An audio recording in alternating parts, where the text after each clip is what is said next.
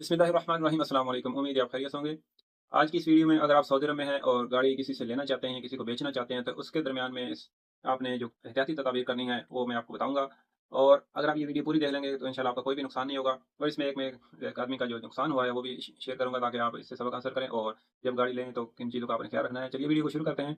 Saudi अरब में अगर आपने किसी से गाड़ी लेनी है, अजनबी हो, सऊदी हो, कोई भी हो, तो सबसे पहले आपने उसके जो इकामा है, पताका बोलते हैं सऊदी के, जो कार्ड होता है इकामा, उसकी आपने फ़ोटो लेनी है, ठीक है? उसकी फ़ोटो लाज़मी लेनी है, बेचने वाले की और लेने वाले की, दोनों की आपने फ़ोटो आपके पास होनी चाहिए।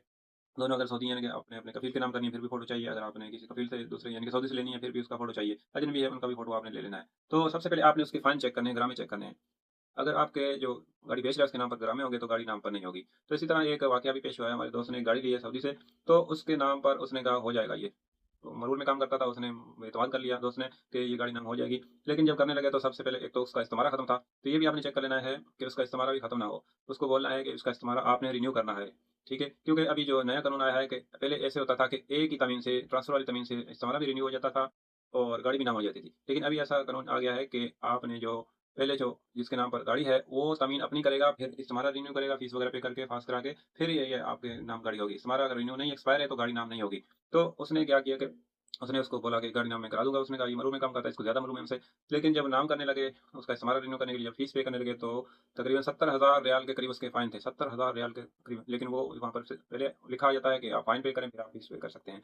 तो फिर क्या करें जी? तो आदमी मरू में काम करता है। और ये भी है कि अगर बंदा गवर्नमेंट का मुलाज़िम नहीं है, कहीं मुलाज़मत नहीं करता, तो फिर मकतब वाले जो मारिस वाले होते हैं, किसी न किसी तरीके से नाम कर देते हैं। लेकिन आपने ऐसा रिस्क लेना ही क्यों है? उसने पैसे भी दे दिए, गाड़ी भी पास करवा ली और उसका जो इंजन था, वो भी उसने चेंज करा लिया, तकरीबन 15,000 रियाल तक का उसका खर्चा हो गया, उसने पैसे भी दे दिए उसको, लेकिन अभी वो फिर पछता रहा है कि यार मैंने क्या किया?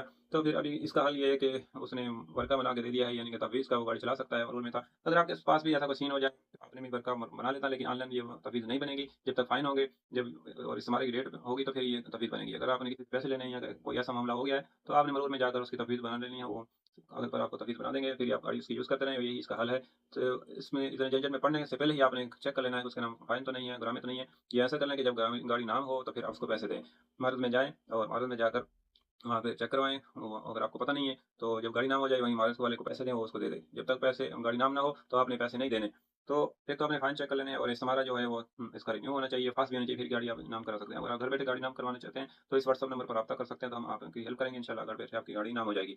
और अगर आप तमीन करवाना चाहते हैं, तो फिर भी तक़सीत पर, अक़सात पर, यानी कि इंस्टॉलमेंट पर, किस्तों में, तो फिर भी आप हमसे राब्ता कर सकते हैं। इसमें आपका तावी तुम्हारा होना चाहिए। तो ये एक स्टोरी थी जो मैंने आपके साथ शेयर की है। इसका पास भी होनी चाहिए, इस्तिमारा भी होना चाहिए और फ़ाइन भी पिछले जो बेच रहा है गाड़ी, इसके नाम पर नहीं होनी चाहिए, फिर गाड़ी आप नाम पर करवा सकते हैं। बेहतर है कि दोनों के नाम पर फ़ाइन नहीं होनी चाहिए, ट्रैफ़िक के जो ग्रामे होते हैं, वो नहीं होने चाहिए।